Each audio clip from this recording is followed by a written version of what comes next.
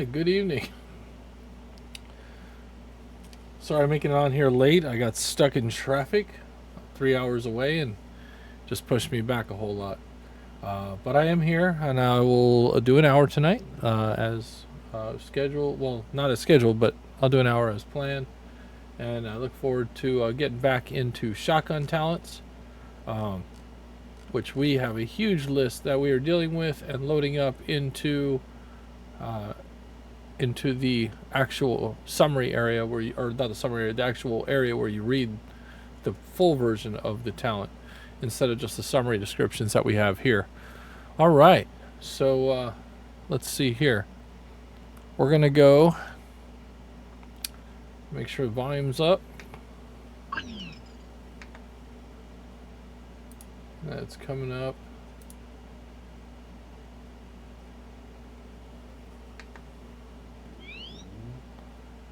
Just a minute. All right. Helps to hear things when they happen. It's like this thing. All right, there we go. Oh, missed it. There we go. All right. Okay. So that being said, all right. We were just looking at Beanbag, I believe. That's why it's black, and we're moving on to Beanbag 2. We've been discussing a couple other things. So let me get those listed out when we work. All right. I'm going to open a new window by going to View, New Window. I'm going to grab this bad boy, drag it out to here, drag this to here. Just need a couple different views so we could show everything. That's really what that comes down to. All right. There's a lot to show. All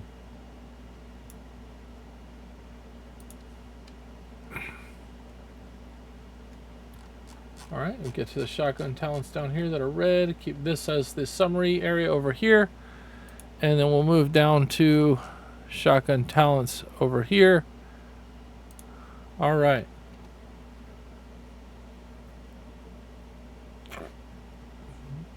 We talked about word terminology. In this case, if the attack is successful, as opposed to if the attack hits. Add 2 advantage dice. We determined that damage dice and plus 1d6 damage are interchangeable. Alright, so Beanbag 2, as SA Beanbag, instead add 1d6 damage and 3 advantage dice. So that is actually brutal. That is a big hit. Alright, one of the things that you need to know about Beanbag is that it deals stamina damage, okay? So it's basically trying to knock somebody out. It probably should be noted, and maybe something to look at for stamina damage, for these rounds at least, that they have to hit the torso or the head.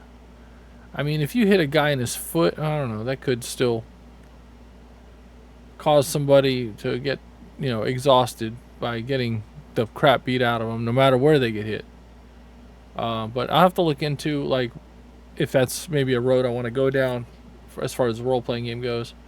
Alright, so we're going to go ahead and we're going to paste this a third time because we don't have a part 3. Nope. Alright. So special ammo Beanbag 3.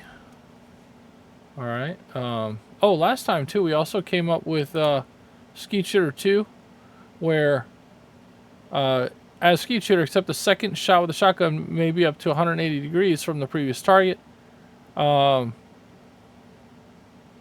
Which is actually kind of wordy now I look at it. It just should mean that the second shot has no limitation. The second shot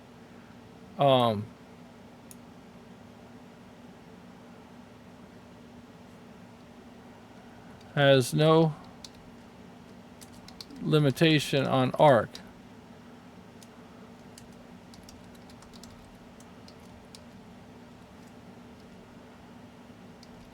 However,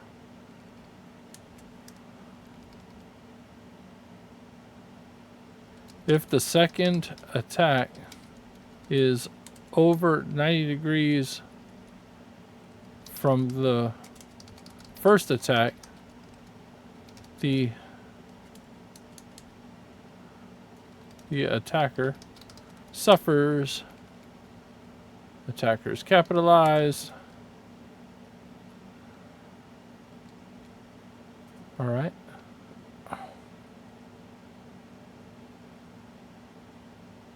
So there we go. All right, that's spelled out a little better now. All right, that's what we need to see. And now we're going to move on to... All right. So now we're done with that. We're going to go down to... Well, this needs to be fixed. I'll fix that later. I have stuff. I just don't want to pull it out. All right. All right, so we're going to go ahead and highlight this one. Automatic, say that it's in there, and we're gonna change the text on the third one. Bag 3. It's gonna add 2 damage dice and 4. All right, so add damage dice 1d6 damage, right? Damage dice 1. Add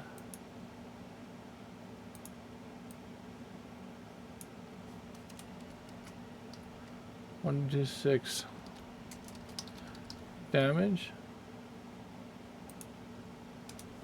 and 3 5. Add 2d6 damage and 4 advantage dice. All right, so a 2d6 damage and 4 damage dice. All right, there we go. Your training has made you good at hitting with that.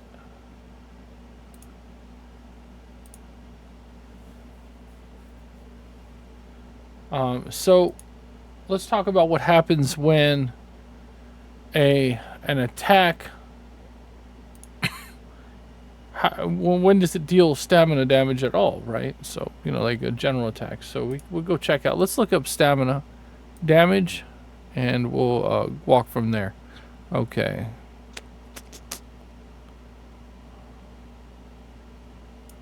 All right, here we go. You would not believe how warm it is in my little office. It is 79 degrees. That is crazy. I turned my heater on and left it on all day while I was at that appointment 3 hours away. And that little bad boy was just like, oh, you want to be heated? You want to be heated? I got you. Surprised my models and stuff are not melting in here. All right. So let's see here. Let's take a. This thing is the background removal is a little rough. Let's see what it looks like without it real quick, just because we're here and why not, right? So that's it. Turn it off. Hey, that's my random stuff in the background. Let's see what it looks like in here. That's not terrible. It's a little in the way. I need to clean it up. That's okay. It's actually better than maybe the background removal.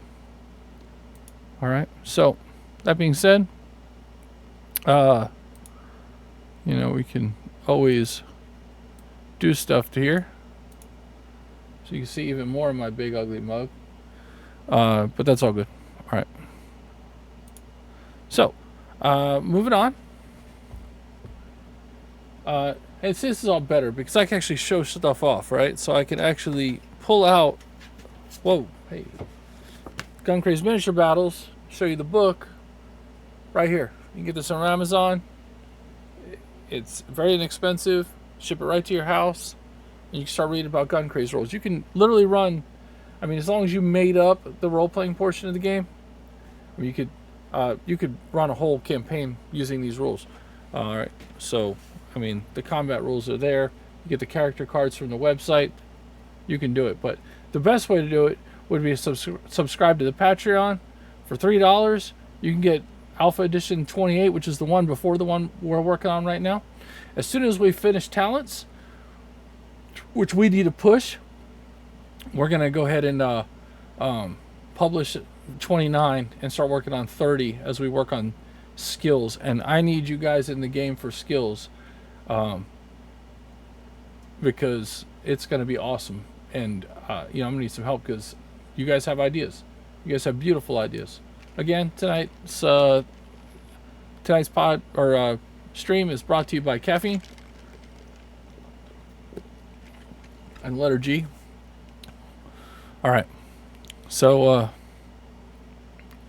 moving on. All right, we got all right. We were working on Beanbag. We just finished up Beanbag. We were looking for stamina, and that's what we're looking for. So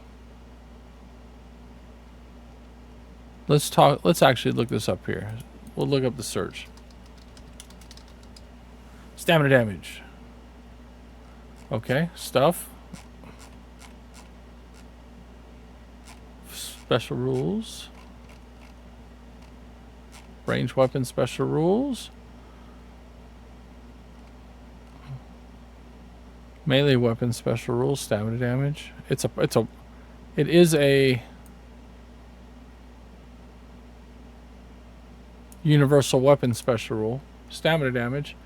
Non-lethal weapons are used to knock characters out or otherwise incapacitate them. These weapons always cause stamina damage instead of hit point damage. A weapon with the stamina damage special rule must either have the ignores armor special rule, or the attack must strike a hit location that is unarmored. Okay, so that's important to know. All right. And that's not even like super well written. I'm going to go ahead and throw a little red text on there, just so we can go back and probably look at that at some point. That's a stamina damage special rule. All right. So it is located in the universal weapon rules. Apparently, I have it down in melee rules too. So let's take a look at stamina damage here. Alright, so we're going to kill that off because it's a universal rule. We don't need it twice. Exotic, impact resistant, massive. These are oversized, heavy melee weapons that are capable of major damage. They are also impossible to use in combat without the user being extremely strong or having powered support. Melee weapons with the massive 1 special rule require a strength 5 to use. Weapons with a massive 2 special rule may only be mounted on powered armor. And melee weapons with the massive 3 special are extremely large and heavy and must be mounted on a vehicle, usually a mecha, to be able to use. What? Mecha? What? You didn't see that coming, did you? Okay. Maybe you did. But GunCraze is for everybody. You can do anything with this game. You can play a fighter pilot game. We're just gunning down each other. You'll see. It'll come. All right.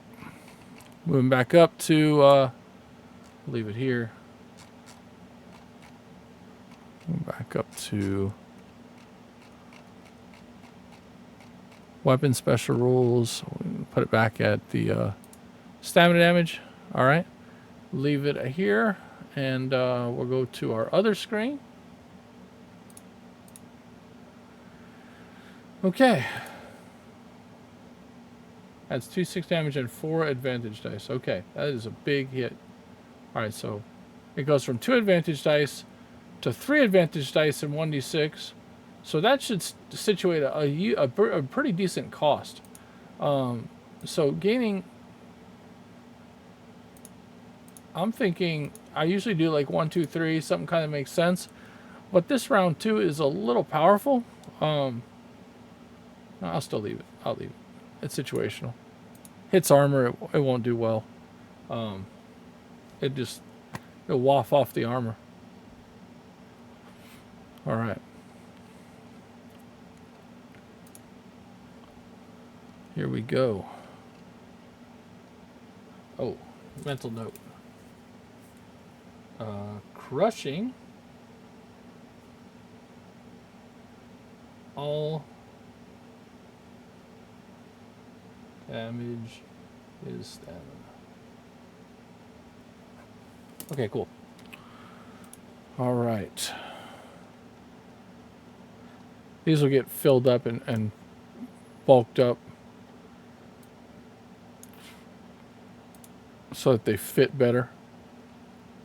Probably get some images in there. All right. Good Lord. I have to leave my door open. It is plenty hot in here.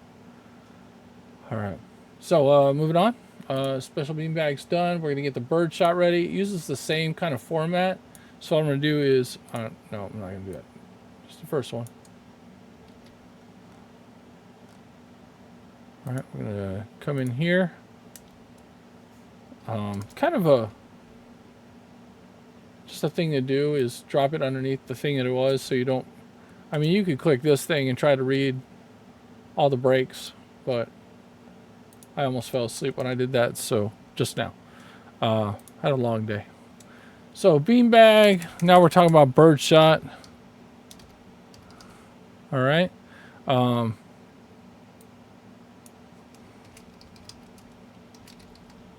Introductory paragraph.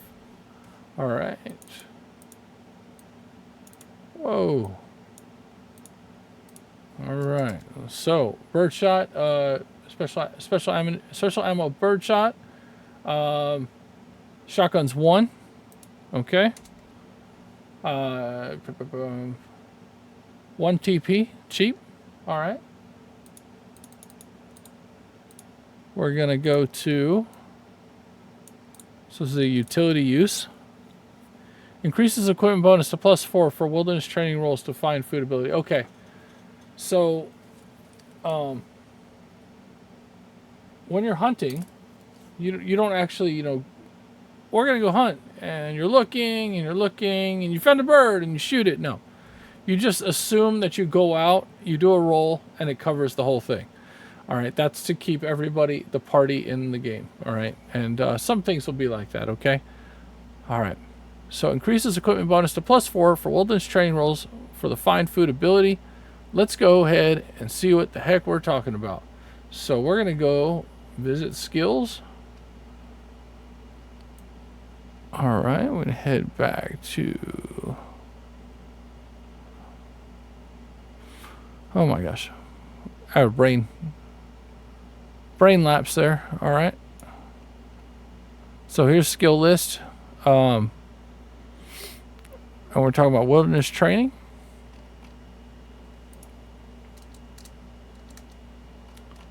All right. Wilderness training encompasses a comprehensive understanding of the environment, covering aspects such as trees, wildlife, survival techniques, trap making, and tracking skills. In the tumultuous era of the calamity, individuals equipped with wilderness training fared significantly better than those lacking outdoor survival skills. All right, a wilderness training role can be used for many things. An incomplete list is as follows. Find food. A character can attempt to go out and gather food for one night for up to 6 people. This requires 4 hours to accomplish, and a test is taken at the end of that time. All right. The character must succeed a wilderness training test against a target number of 8. Okay, so that will give you food for 6 people. All right. For one night. For 6 people. So that way you have food. What I didn't do, this still needs obviously some work. We're not in skills yet, but that's kind of the concept. It's a target number of 8. All right. So starting out, you can get your bonuses, and there'll probably be some enhancements to this. This ability just makes it easier to get to that 8. Hey, I shot some birds. Everybody's fed tonight. All right. So how does food work? I would have to... That's going to be in the Days of Reckoning campaign guide, which is still in work. We could take a look at it real quick. Days of Reckoning campaign guide. Let's see what I got here. So that's A203. Okay. So this is the Days of Reckoning campaign guide. It leads you through the story of GunCraze. All right. and it's kept mostly out of the rule book for people that don't want to do the campaign. They just want to do something else, and that's fine. All right, so table of contents for the Days of Reckoning. All right, Shadows of the Calamity, Disconnected, Hungry Masses, The Calamity Begins, Strife Abundant, Pandemic, Banding Together, Enter the Hellions, Season of Disasters, Deep Freeze, and The Return are all the chapters. All right.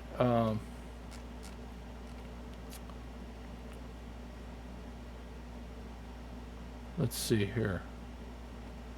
All basic rules. Basic rules of survival. Stay together. Isolation is deadly. Your team's collective skills and cooperation are essential for survival. All right. Don't split the party up, right?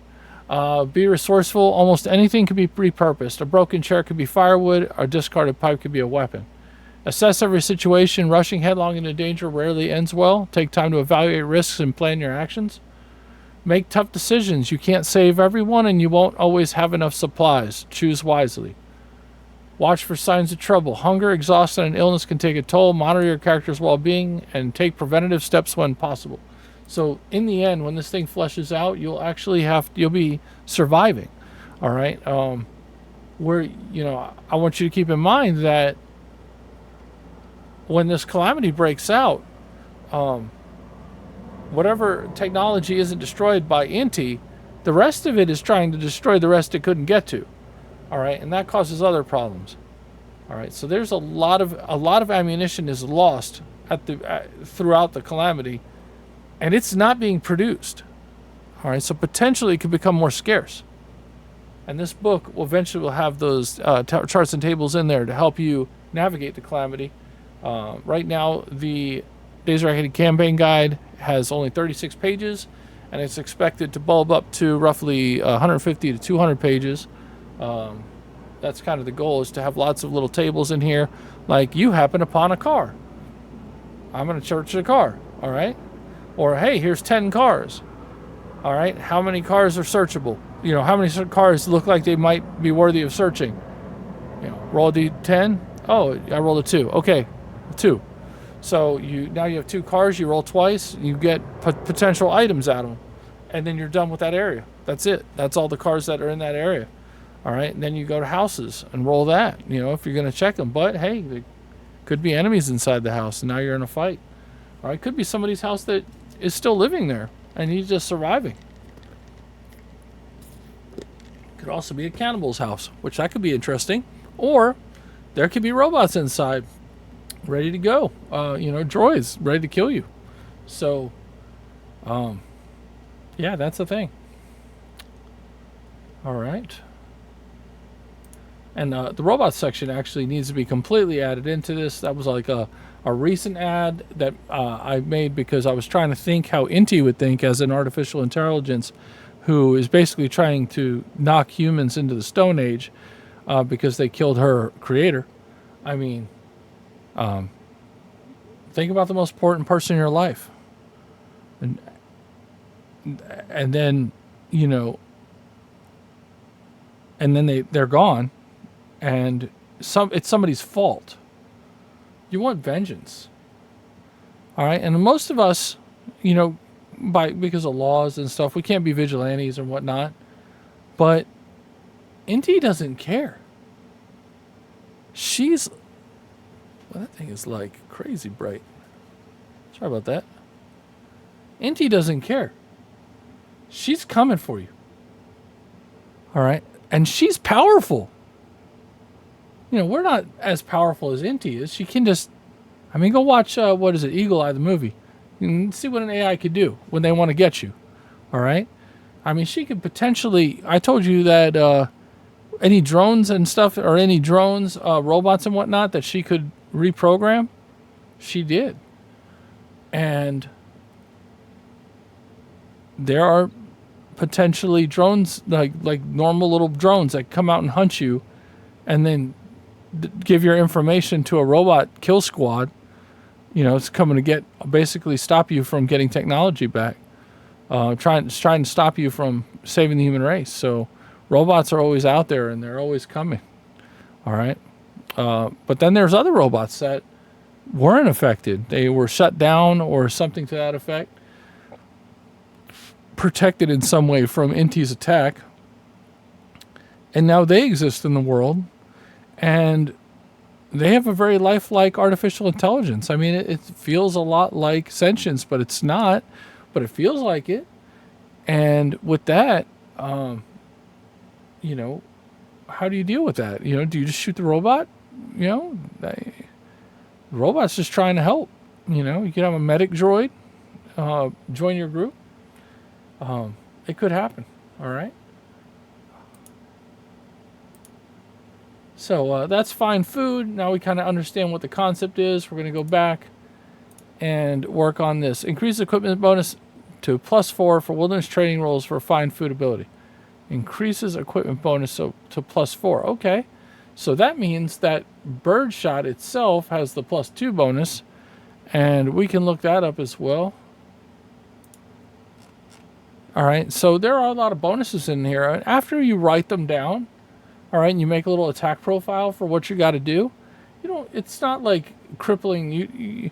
It's not like trying to rearrange the world, all right? Yeah, the first time you're trying to build a cool attack profile, like to use on a boss or an enemy, you write it all out, you do the little math, you know, get a couple, you know, oh, okay, I'm going to be +2 here, -2 here. You get that concept down, and then when it goes, after you've used it like 2 or 3 times, you're good. It's an opposed roll with bonuses or negatives. And then the other guy gets a defense roll with bonuses or negatives. Whoever gets higher wins. If it's even, it goes to the defender. So that's important to know. All right. So, moving on here. You ever have one of those moments when you're just like, ooh? All right. We'll go back and work on this thing. Oh, I know what I was doing. We're going to go to special ammo. We're going to take a look at birdshot. So shotgun birdshot ammo. Okay. Birdshot uses the smallest of the shotgun pellets. It is used for killing snakes and for eliminating small birds. This shot is for pest control. All right. Birdshot adds +3 to attack rolls due to its spread, and its damage increases from 1d3 to 1d6 within point-blank range. A character can spend 1 round to add +2 to all wilderness training rolls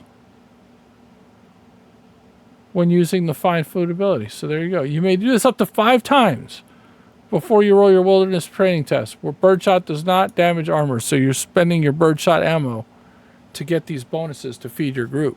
But you don't have unlimited birdshot ammo. Now note it gives you a +3.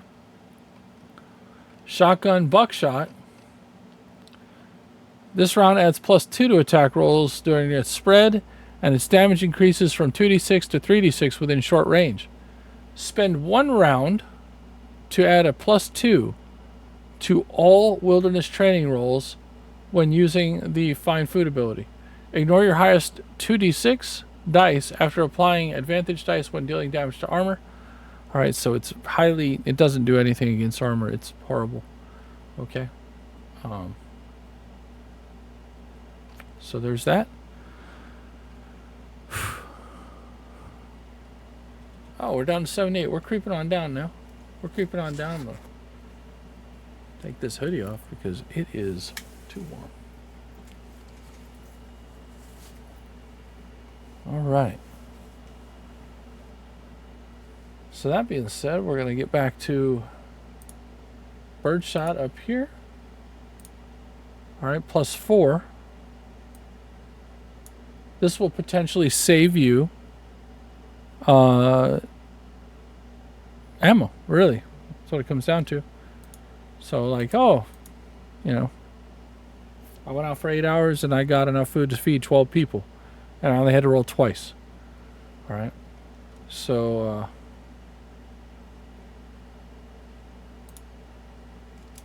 birdshot 2. Requirement for birdshot 2 is shotguns 3. And of course, as a birdshot,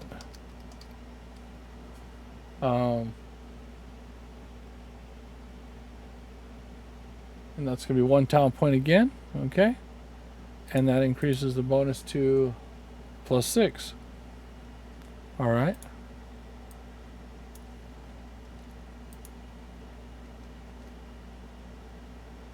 This just shows your ability to use this armor, or this ammo.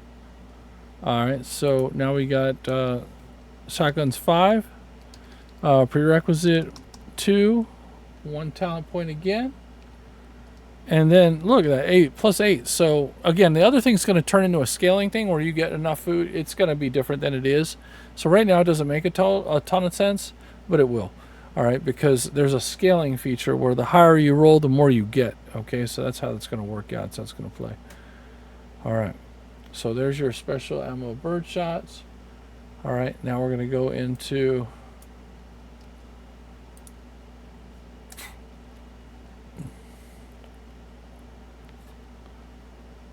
Bola. Bolo. Bolo's another term. All right, and I have kind of a problem with this is, of course. All right, just a second.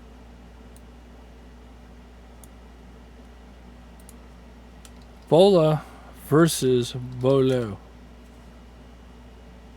Bola and bolo are both correct terms for the necktie known as a bola tie. The term bola is used by the bola tie associator. Wow, that... All right, weapon.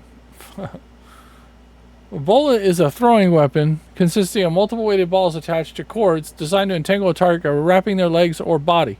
While a bola is a type of large curved knife with a blade typically associated with Filipino martial arts. A bola is a projectile meant to restrain, while a bolo is a slashing melee weapon. Well, thank you for that. That's good to know. All right, so we'll set that off to the side. I'm glad that we figured that out. I'm glad we were here together. All right, so bola. I had it right though. That's all that really matters. I like to be right. I'm not right all the time, but when I am, I get happy about it. All right. So this is going to be a 3, 4, 5 thing. I mean, just imagine some guy's trying to get away. You lock in a bola round and just gun one, and it ties up his feet. He hits the freaking ground. All right, it's so great. It's so great. He takes stamina damage, knocks himself out maybe if he was already low on stamina. All right, especially on bola. All right, cost for bola is 2 TPs. All right, and then increases. Increases. So we did add. Whoa, buddy. Some stuff. Getting all excited.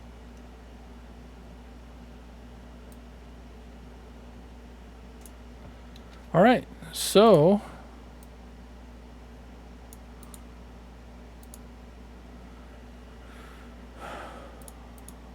all right.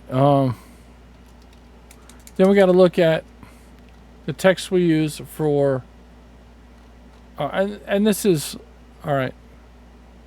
These are still not great. I need to change these, and I'll work on that when I'm off. I'm just beat down right now. A little tired. All right, let's see where we're at. 34 minutes.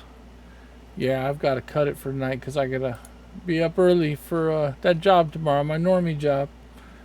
But we'll get more done. Let's see, today's Tuesday, tomorrow's Wednesday. We'll get more done tomorrow. We'll get a lot more done tomorrow, right? So I look forward to seeing you guys then. I'm going to close it out with a couple videos, and then and I'll talk at you. All right, till then. Attacking and defending in GunCraze. Demonstrated on Wartop, an exciting new virtual tabletop available on Steam. Sanctifier attacks Punisher with his minigun. In GunCraze, both players roll D10s in opposed tests, keeping both sides actively engaged. Sanctifier rolls a 10, while Punisher gets a dismal roll of 1. Sanctifier adds his attack bonus, and Punisher, without cover, must use his evasion defense. The result is 16 versus 1. Sanctifier hits his mark with ease. Learn more at Dealing damage in GunCraze. Demonstrated on Wartop. Sanctifier has hit Punisher and rolls his burst D3. He scores 2, doubling his damage. He rolls 6 damage dice and a hit location. 23 damage. This damage is applied to the 7, or torso, reducing Punisher's torso armor to 12.